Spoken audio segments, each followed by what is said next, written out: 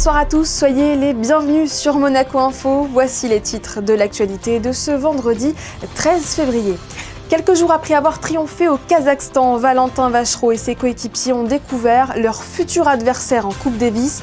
Nous recevrons Guillaume Couillard, le capitaine de l'équipe monégasque. En vue du Grand Prix et de l'accueil de la Vuelta, le gouvernement lance une nouvelle campagne de réfection des enrobés dès lundi prochain. Quelles seront les perturbations à prévoir ? Réponse dans un instant. En conférence hier soir pour le Monaco Press Club, Ronan Le Gleut, sénateur représentant les Français établis hors de France et vice-président de la Commission des Affaires européennes, décryptera les enjeux de la défense de l'Europe. Et puis, nous célébrons aujourd'hui la journée mondiale de la radio. Pour mettre en valeur ce média, nous nous sommes rendus chez nos confrères de Radio Monaco en pleine matinée. Nous débutons donc ce journal par du sport et en particulier du tennis. Monaco connaît son adversaire pour sa prochaine rencontre de Coupe Davis. Les Monégasques se déplaceront en Finlande du 18 au 20 septembre pour tenter de décrocher une place historique dans le groupe de l'élite du tennis mondial. Frédéric Elion, vous êtes avec Guillaume Couillard, le capitaine de l'équipe monégasque de Coupe Davis. Bonsoir Guillaume Couillard. Bonsoir. Guillaume, il y a moins d'une semaine, vous et vos joueurs remportez un succès historique au Kazakhstan en Coupe Davis et vous connaissez déjà le programme pour la suite de la compétition.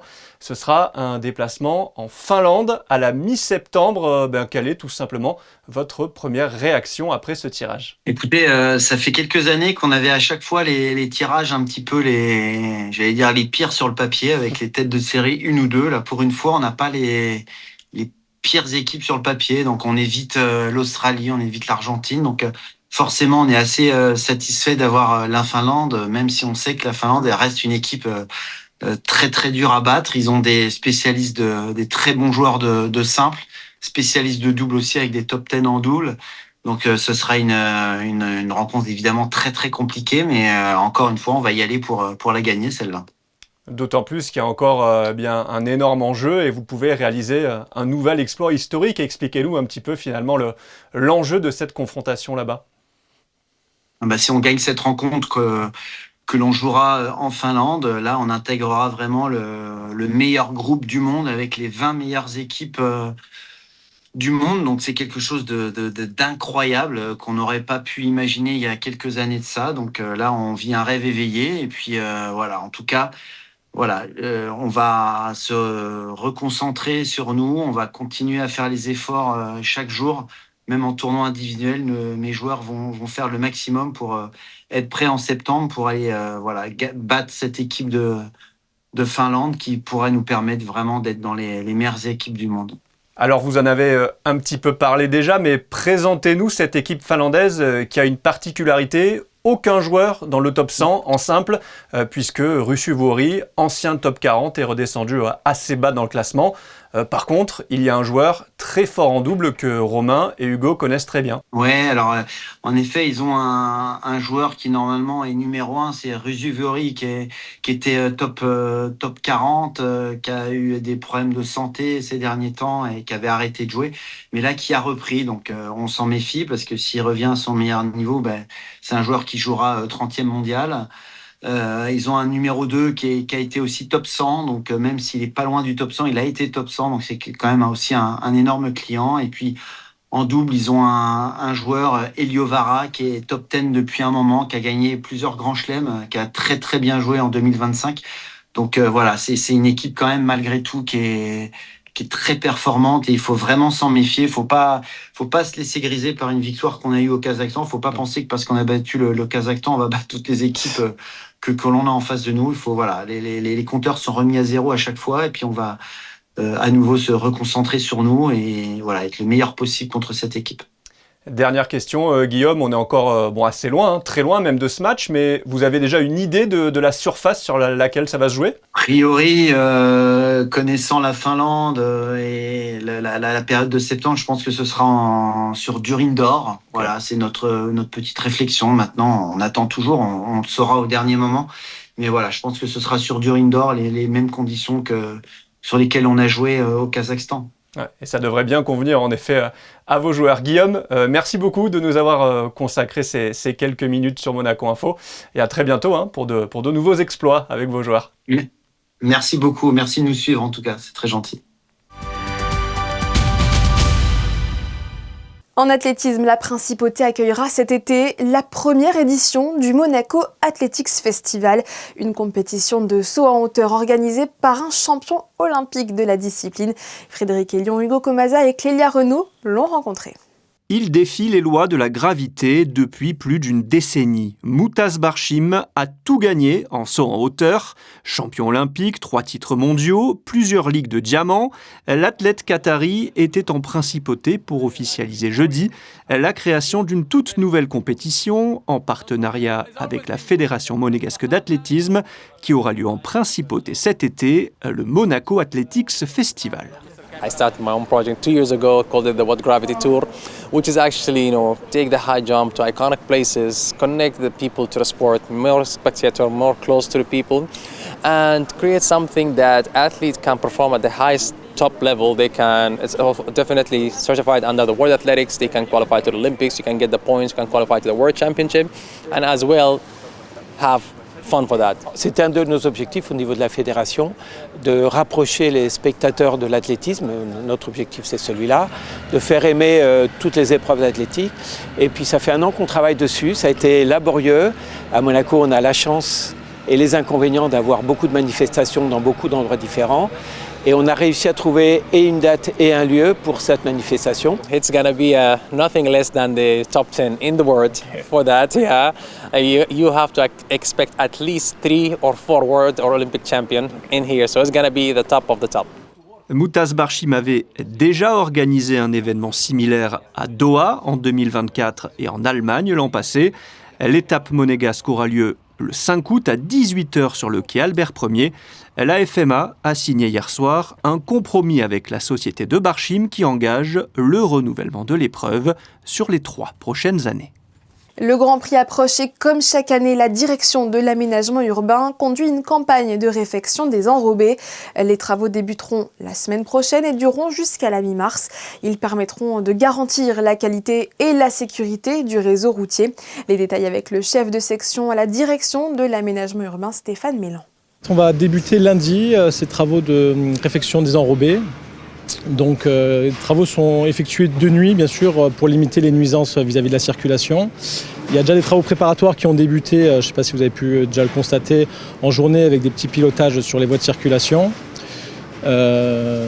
Donc la campagne s'inscrit cette année toujours dans le cadre de la préparation des épreuves sportives automobiles qui auront lieu cette année, donc au mois d'avril, mai et juin. Mais particulièrement cette année, on a la chance d'accueillir le départ de la Volta au mois d'août. Donc on profite de l'occasion pour rénover d'autres secteurs de la Principauté. Au niveau des enrobés, donc on démarre lundi avec une fermeture de l'accès du quartier de Monacoville à partir de 21h. Jusqu'à 6h le matin. Donc pendant ce laps de temps, les secours pourront bien sûr toujours intervenir si besoin. Les usagers pourront toujours accéder à pied ou en voiture depuis le parking des pêcheurs. Donc le parking de la visitation ne sera pas accessible pour l'occasion. Donc ça, c'est la nuit de lundi et de jeudi soir. Il y aura des petites perturbations de circulation mardi et mercredi, mais il y aura un maintien de la circulation, il y aura un pilotage qui sera mis en place pour maintenir l'accès au quartier. Si les usagers ont besoin, des parkings ont besoin de relogement tout au long de la campagne pour leurs véhicules, je les invite également à se rapprocher de la direction des parkings publics pour bénéficier d'un relogement d'un parking voisin. Le calendrier des interventions et les détails des perturbations sont à retrouver sur le site du gouvernement princier. Passons à l'interview de ce 19h avec le sénateur Ronan Le Gleut. Bonsoir.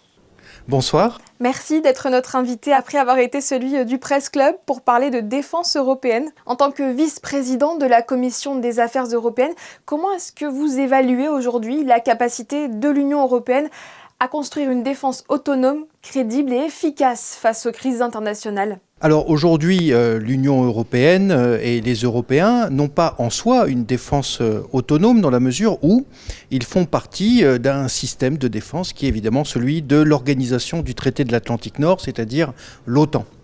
Et autant les Français conçoivent l'idée de défense nationale comme le fait, dans un héritage gaullien, eh bien d'avoir une capacité en propre, la majorité des autres États membres de l'Union européenne conçoivent leur défense dans un système d'alliance principalement. Et donc la réalité, c'est que aujourd'hui l'Europe est bousculée par son principal allié américain et par conséquent doit se réinventer et construire ce chemin vers l'autonomie stratégique. C'est de cela dont nous avons parlé aujourd'hui. Donc, dans ce contexte, l'Europe doit considérer finalement les États-Unis de Donald Trump comme une dépendance à dépasser. Et il est vrai que dans le cadre de l'OTAN, il y a par exemple le partage nucléaire américain. Vous savez par exemple qu'en Belgique, aux Pays-Bas, en Allemagne, en Italie et en Turquie, eh bien, ce sont des pays qui sont membres du partage nucléaire américain dans le cadre de l'OTAN. La France a fait un autre choix, là encore, et dans un héritage du général de Gaulle, qui est que la dissuasion nucléaire est totalement autonome chez les Français, depuis la production jusqu'à la liberté d'usage et d'intervention. Et donc, véritablement, ce qui se pose aujourd'hui aux Européens comme question, c'est pourrons-nous, en Européens, éternellement compter sur les États-Unis pour nous défendre? Cette question, je l'écrivais noir sur blanc dès 2019 dans un rapport pour la Commission des Affaires étrangères, de la Défense et des Forces armées du Sénat. J'écrivais noir sur blanc en 2019, nous ne pourrons pas éternellement compter sur les États-Unis pour nous défendre. C'était prémonitoire.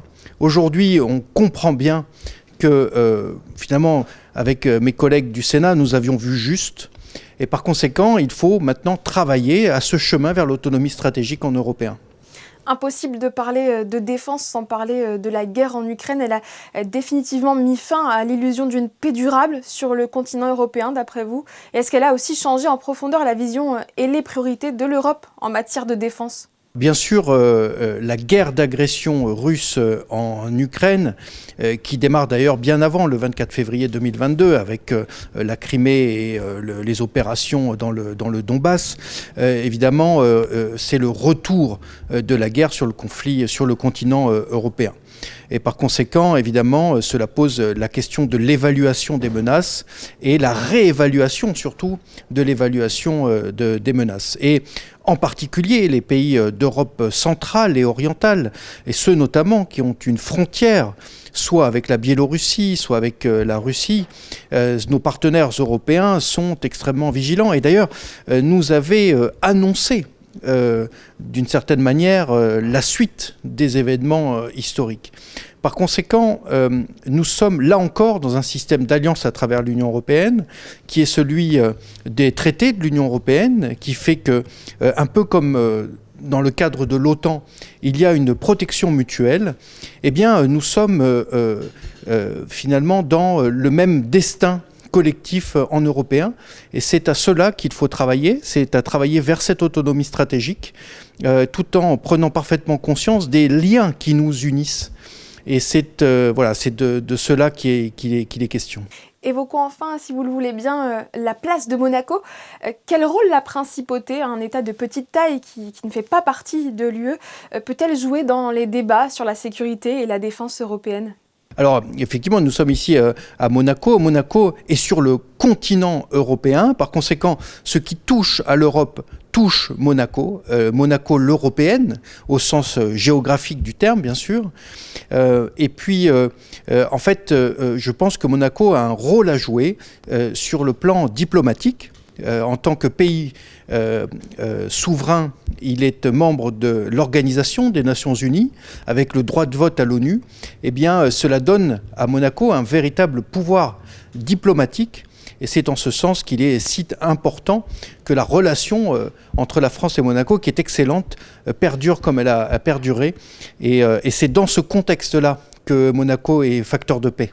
Merci beaucoup Ronan Le Gleut d'avoir répondu à nos questions. Merci à vous.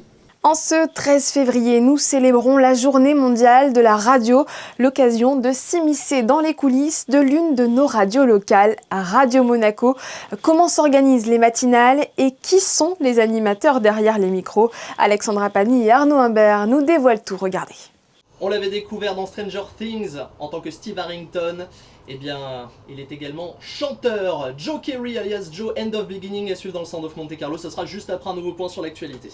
De 6h à 9h, ils vous réveillent tous les matins en musique et avec leur bonne humeur. Le Morning de Radio Monaco est un rendez-vous incontournable des auditeurs de la radio monégasque, incarné depuis septembre dernier par le duo Giulia Testaverde et Léo Baraban. Le morning, il est constitué avec plein de passages un petit peu différents et chacun peut aller piocher ce qu'il aime bien. On va avoir une partie centrée sur Monaco, les événements, ça sera l'écho du Rocher à 8h15. On va avoir plus de pop culture à 8h10 par exemple avec Be Curious. On va avoir du bien-être aussi avec Giulia.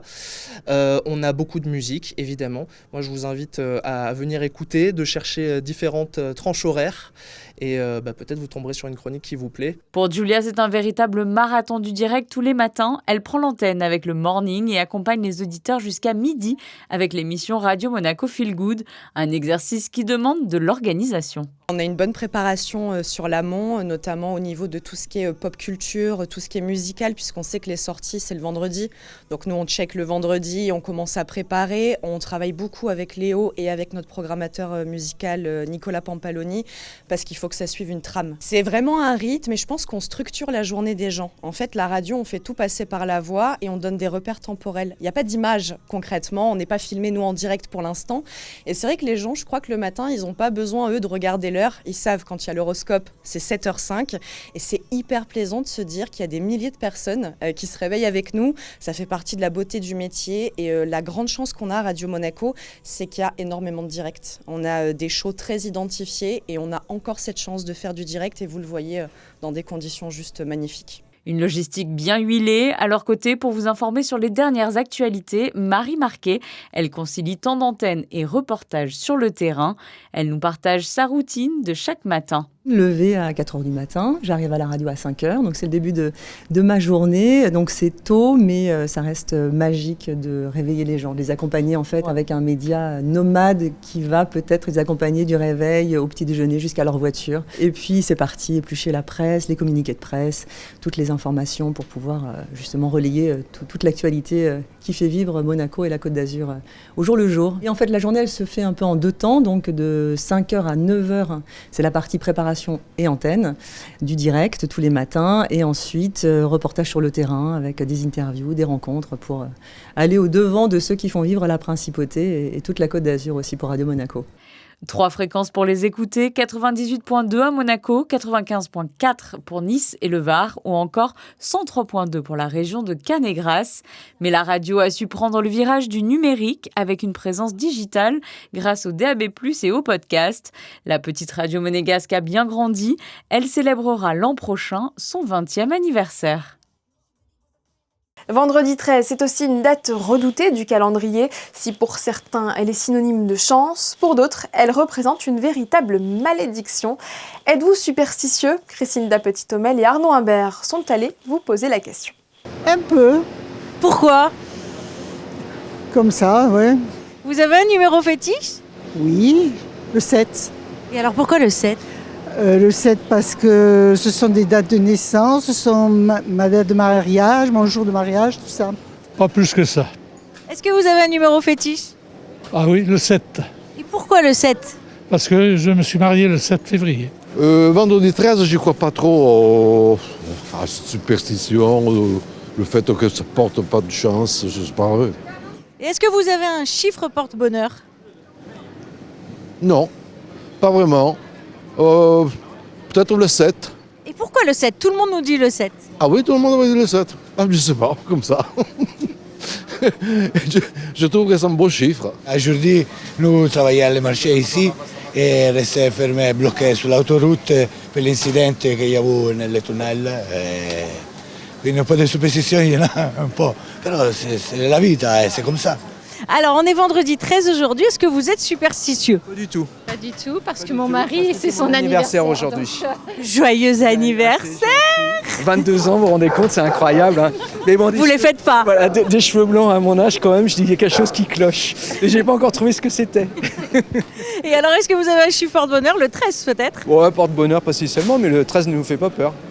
Qu'avez-vous prévu pour votre cher et tendre? Demain, pour la Saint-Valentin, vous êtes nombreux à vouloir surprendre votre partenaire. Et pour celles et ceux en panne d'idées cadeaux, Céleste Neukelman et Arnaud Imbert proposent dans ce reportage quelques options. En couple, seul ou entre amis, la Saint-Valentin est un bon moyen de fêter l'amour et de faire plaisir aux personnes que l'on aime. Le 14 février approche à grands pas et pour les retardataires, pas d'inquiétude, nous sommes allés vous chercher des idées cadeaux de dernière minute. Je vais fêter la Saint-Valentin au ski avec ma meilleure amie parce que j'ai décidé que la Saint-Valentin c'était pour les meilleurs amis et pas pour les copains. Avec un petit bouquet de roses entre amis, c'est sympa. We've been married for 5 years and we've come on holiday to Monaco and Nice to celebrate. Yes, it's important. Yeah, he's made me cards. He makes cards, don't you? Alors nous on a un petit week-end un peu spécial, c'était pas prévu de base mais on est à l'Aerox de Nice et du coup on passe demain avec ma copine qui est juste derrière pour la Saint-Valentin. D'habitude on va au restaurant, on fait une petite soirée tranquille. J'aime bien lui offrir des fleurs aussi pour la Saint-Valentin. Et pour l'occasion, l'élément vedette de cette fête reste la rose rouge, synonyme de passion, d'amour ardent et d'engagement profond. Elle revient chaque année à cette période. En fleurs uniques ou en bouquet, accompagnée d'un petit mot, elle demeure le symbole universel de l'amour passionné. Comme chaque année, la rose rouge, c'est la rose, c'est l'élément phare de la Saint-Valentin. Donc du coup, on la décline sous composition piquée, en bouquet, travaillée dans des cloches avec des petites peluches, voilà. Tout dans les tons rouges de l'amour. Et quoi de mieux que de se partager une viennoiserie aux couleurs de l'amour? Dans cette pâtisserie de Monaco, des créations gourmandes ont été élaborées spécialement pour l'occasion.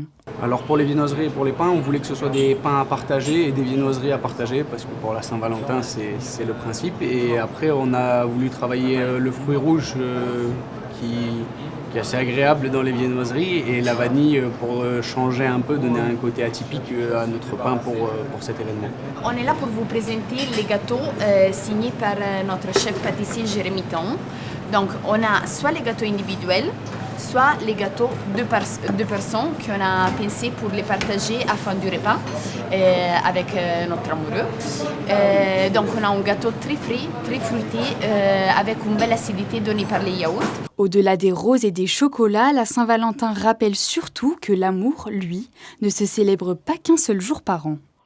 Tout autre chose à présent, l'AS Monaco Rugby a tenu sa traditionnelle soirée des partenaires chez les Carabiniers du Prince. Les deux entités partagent en effet des valeurs communes mises à l'honneur hier soir par le biais d'échanges en présence d'invités de marque Alban Gingembre et Massimo Piantoni. Des personnalités du rugby sont rassemblées ici avec les Carabiniers du Prince et le club de l'ASM Rugby. Au programme des échanges sur la transmission, la santé mentale et le rugby féminin. Le but, envisager l'avenir du rugby en principauté. L'idée, c'est de faire émerger toutes les valeurs qui sont partagées par le corps des carabiniers et la discipline qu'est le rugby et comment ça peut venir aussi dans un projet de société monégasque apporter une meilleure cohésion. C'est avec cette volonté que le corps des Carabiniers du Prince lance sa section rugby. On a beaucoup d'anciens carabiniers qui ont fait du rugby. Donc là, c'était développer une section qui puisse jouer et développer et continuer de développer ce lien fraternel qu'ils avaient pu échanger quand ils étaient plus jeunes. Parmi les soutiens de cette nouvelle section, l'ancien rugbyman Philippe Spanghero. On a envie que le rugby se déploie sur les territoires parce qu'on l'a dit, mais c'est un des sports qui illustre pour nous le mieux les valeurs qui doivent être les nôtres, nos valeurs de société, de vivre ensemble. Et donc plus il y aura d'initiatives de ce genre, plus on les soutiendra. En attendant de voir les Carabiniers manier le ballon ovale, la Fédération monégasque de rugby vous donne rendez-vous au mois de mars pour le tournoi Sainte-Dévote. La compétition internationale réservée aux moins de 12 ans aura lieu plus précisément les 20 et 21 mars. Avant de refermer ce journal, quelques notes de musique. L'Académie Régnier 3 proposait jeudi soir une soirée clavier-voix, un concert articulé autour d'Anna Magdalena Bach, qui n'est autre que la seconde épouse du grand Jean-Sébastien Bach. Le récit d'Alexandra Pani sur les images d'Hugo Comaza.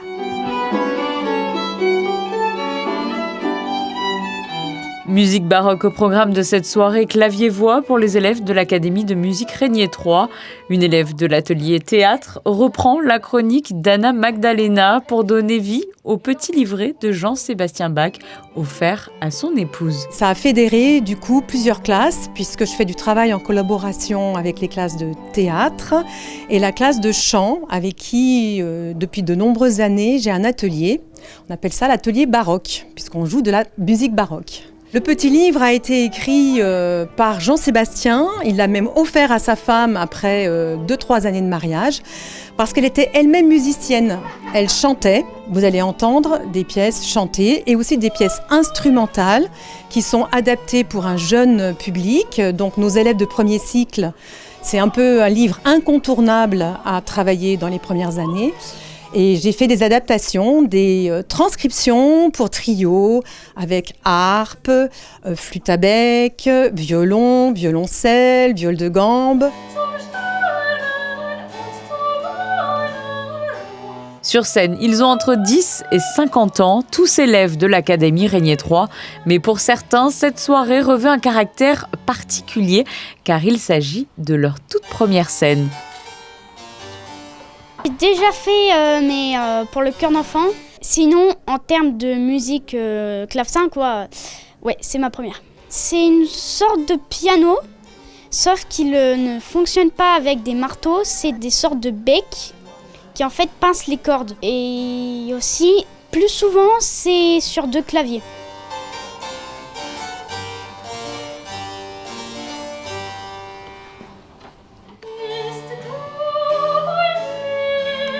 C'est un registre intéressant, j'aime beaucoup tout ce qui est musique baroque. Donc là c'était parfait, en plus autour d'Anna Magdalena Bach c'est fantastique. On m'a surtout proposé ça à la base en tant que chanteuse et c'est ensuite ma professeure de clavecin qui m'a intégrée dans le projet à la base continue au clavecin. Et voilà, j'ai accepté les deux parties.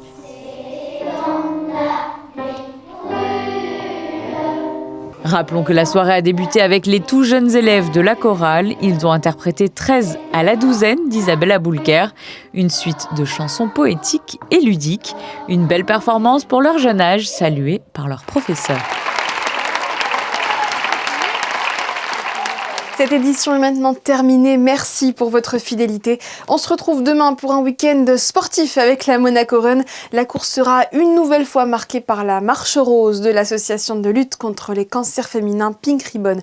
Les photos des éditions précédentes s'afficheront dans quelques instants. Juste après les prévisions météo de Frédéric Hélion et un nouvel après-JT à découvrir, nous avons choisi de vous partager ce vendredi une aventure que les lycéens d'FNB ont vécue auprès de la Patrouille de France. Excellente soirée sur Monaco Info.